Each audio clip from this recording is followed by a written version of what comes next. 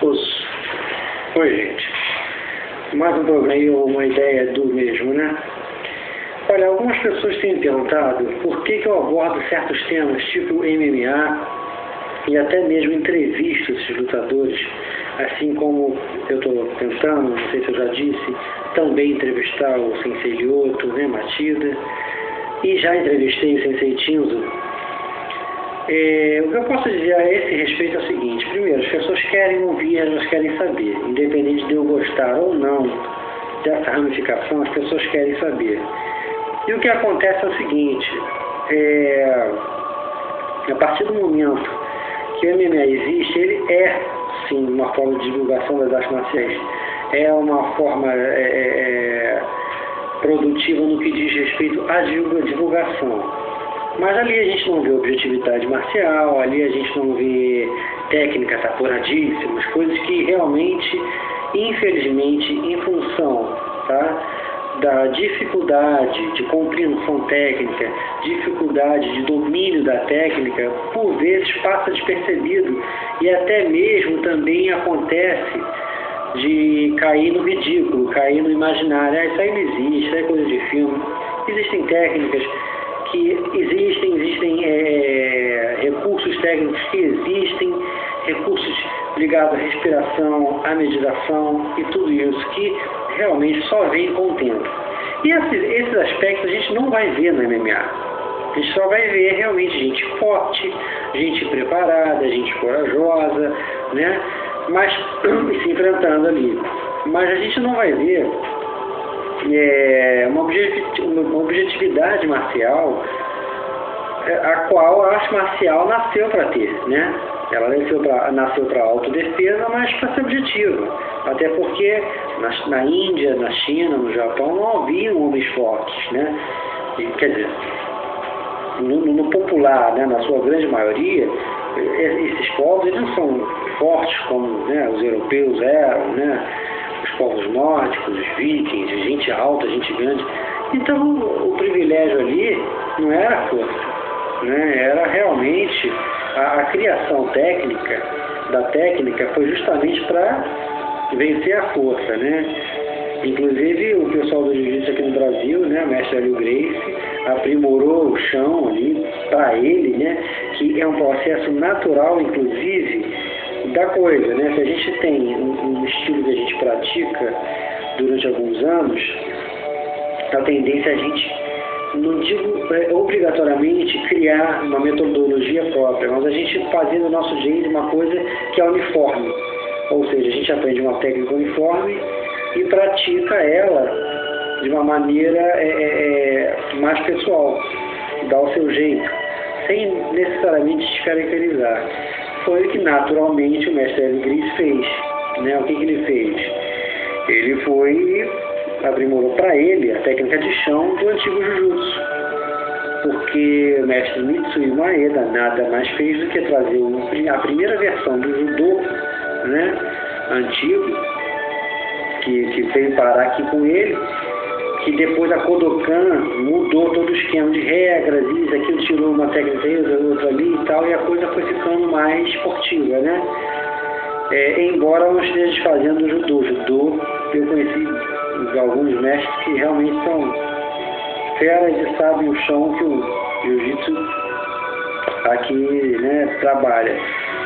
Mas o que aconteceu ali foi isso: o mestre Mitsui Maeda trouxe o Jujutsu, era Kano Jujutsu, se eu não me engano, do Jigoro Kano, ainda era chamado dessa maneira no Japão.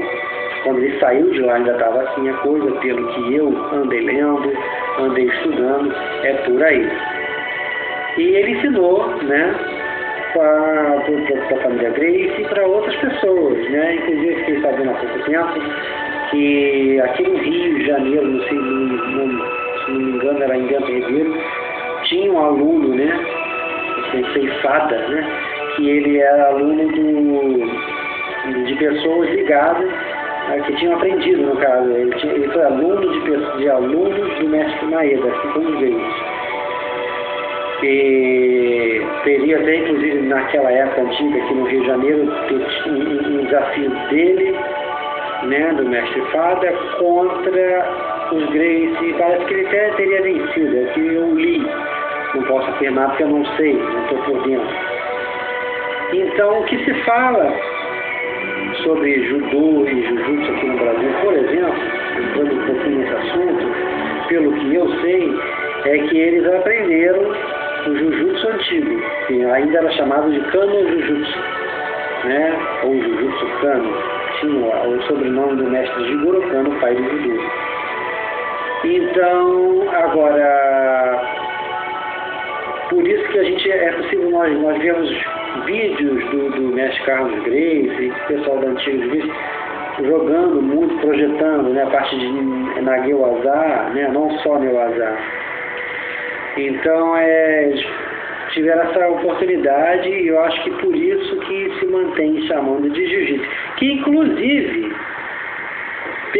também li que foi um erro. É um erro de pronúncia, um erro, né, de divulgação, chamar de jiu-jitsu, porque é jujutsu. Para o japonês é jujutsu. Né? Inclusive o J, se eu não me engano, também tem um som como se fosse um D junto, ju, né? Jujutsu. Go-ju-ryu, né? O J-U tem sempre esse som. Então, no que diz respeito ao Jujutsu, e mesmo o Brasília Jujutsu, ele, o que eu sei, foi isso, né? Não sei se estou falando besteira, me desculpem os mestres de Jujutsu, né? Que vocês chamam de Jiu-Jitsu, se estou falando alguma besteira e tal. Se não tiver falado coisa certa, manda e-mails, do jeito que estão mandando mesmo, para poder fazer alguma correção.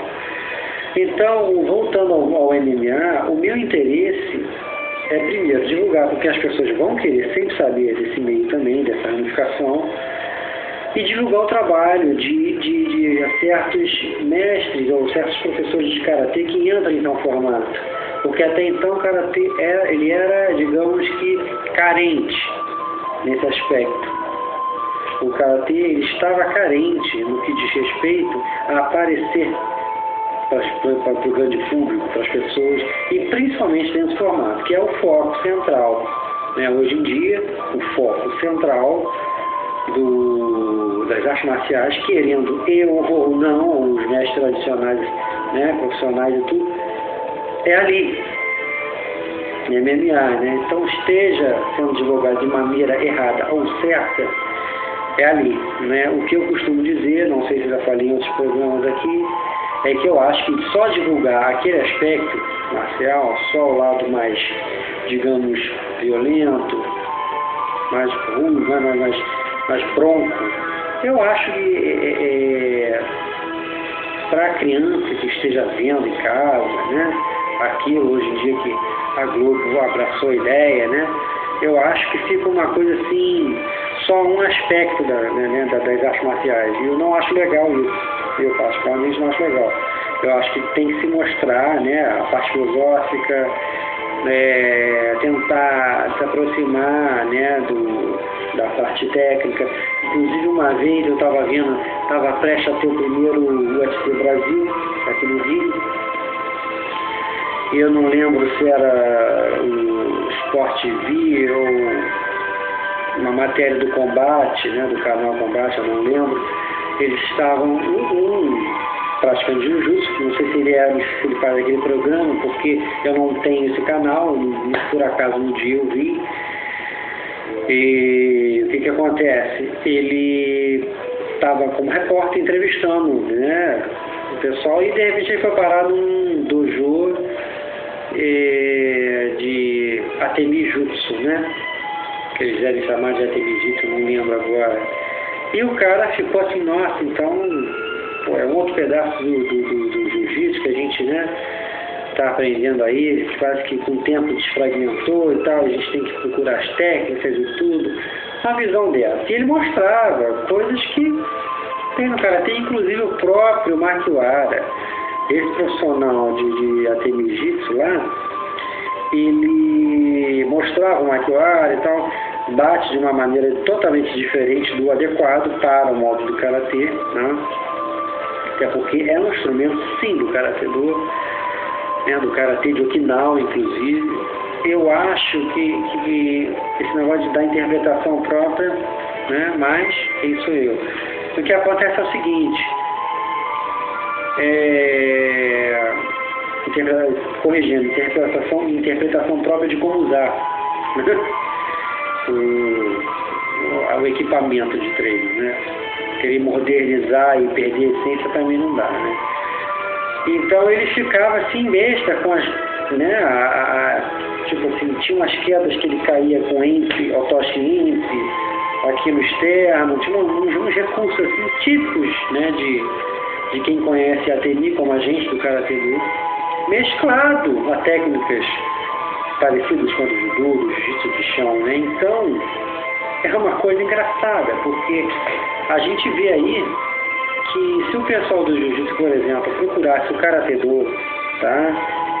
Qualquer estilo de karatê sério, tá? Tradicional, com os poucos mestres que existem por aí, né? Da antiga, sensei e tal, eu acho que eles ganhariam muito mais do que se tivessem procurado o boxe inglês. É uma opinião minha, tá, gente? Não estou dizendo que não estou querendo desqualificar esses estilos, mas eu acho que o pessoal do jiu-jitsu, se tivesse buscado o karatê, ia ter encontrado mais uma proximidade da essência da coisa Japão do que procurar o boxe inglês, o Muay Thai, sabe? Não tem nada a ver uma com a outra.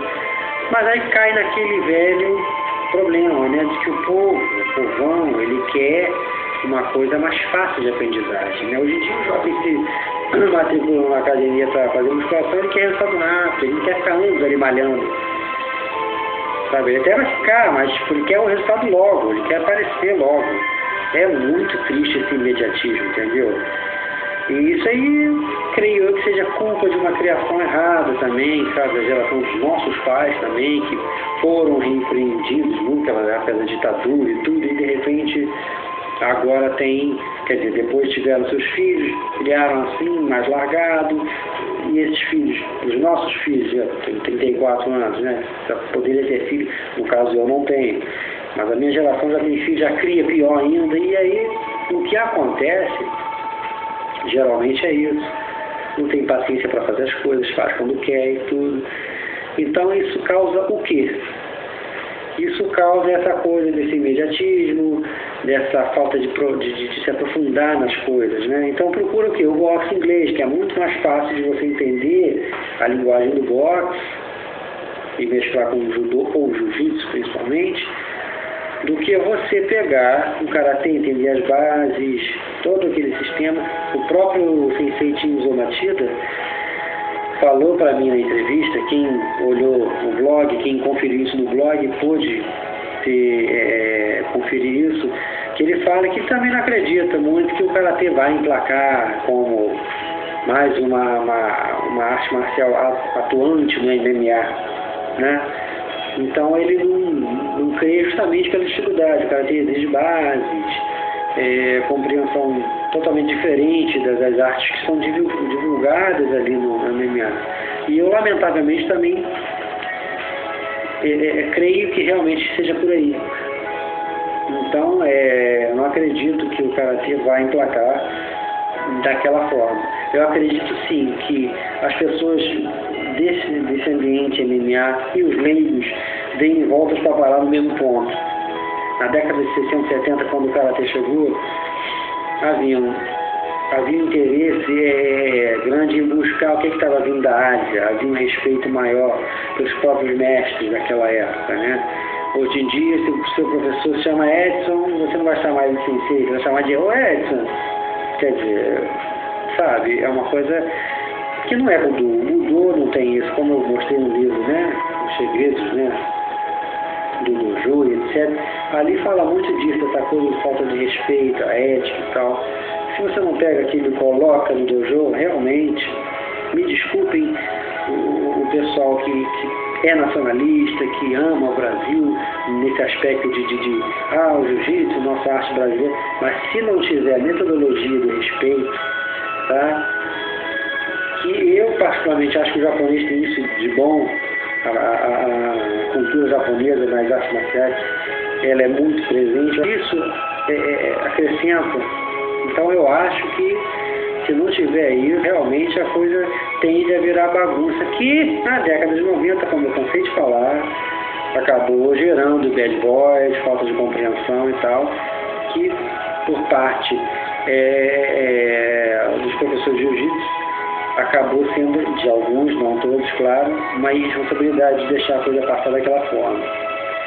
Então é interessante esse aspecto também. Então é por isso que eu caio nesse negócio de MMA às vezes, entrevisto pessoas, como disse, estou tentando um sensei e outro e tal. Como também o sensei Vinícius Anthony, né, que trabalha com o que ele chama, ele trabalha com Karatê Do como ele é, de fato. Mas ele prefere chamar de Karatê Jutsu, né? E que inclusive foi o nome, o título de um livro do mestre Funakoshi, quando ele começou a querer introduzir no Japão a arte, né? Então chegou a existir um livro muito antigo de Karatê Do, não com o nome Karatê Do, mas Karatê Jutsu, para existir uma aceitação no Japão. Por quê? Porque o Karatê, a princípio, ele tinha os nomes de Okinawa, que era uma língua diferente, os Heians eram os Pinhans, e por aí vai. Então ele adaptou a língua japonesa, né, o Karatê tinha a tradução de mão chinesa, ele mudou uma inflexão lá na língua lá e virou mãos vazias, depois acrescentou o Do com aquele sentido de uma via espiritual, né, um caminho mais, uma senda e tudo. Então o sensei Vinícius Anthony tem trabalhado de uma maneira muito legal, mostrando o que eu canso de falar também, do Nage-waza, Neo-waza, além do Ate-myo-waza, né? Porque o Karatê é muito conhecido como arte de Ate-myo-waza, de golpes, né? Traumáticos. Mas ele tem Nage-waza e um pouco de Neo-waza próprio dele, né? Que conta com Ate-myo-waza no meio do Neo-waza. A diferença é essa, né? Então, isso, inclusive, como eu falei, já deu aquela discussão toda, mas é aquilo, a pessoa não vai estar discutindo comigo, não sou eu que estou levantando a bola, eu só estou realmente, eu constato em treinos, em primeiro lugar, no meu dojo, com o meu Shihan, e constato com profissionais como o professor o mestre Vinícius Anthony, etc. Entendeu? Então, mas eu acho sim que a juventude hoje, que é muito envolvida com a MMA, precisa prestar mais atenção na profundidade da coisa e deixar de ter esse preconceito, né? Porque o brasileiro e o ocidental, em geral, tem um certo preconceito com qualquer tipo de movimentação que seja diferente, né, do punho fechado ou do agarre. Isso aí, eu não estou falando demais, isso aí realmente, a gente cansa de ver o Karatê ser chamado de parece um balé, o Kung Fu é coisa para moça, sabe, é fraquinho, cansei de ouvir isso. Só em função da metodologia ser diferente da do boxe, da do Muay Thai e da do próprio Judô e Jiu-Jitsu, né? Então, lamentavelmente, quem não compreende a metodologia do Karatê tende a ridicularizá-lo. Mesma coisa acontece com Kung Fu e os demais estilos asiáticos, que tem katis, katais, etc. As formas em si. Então, eu acho que se o praticante de MMA, ou mesmo o admirador do MMA, buscar uma coisa maior, tirar o preconceito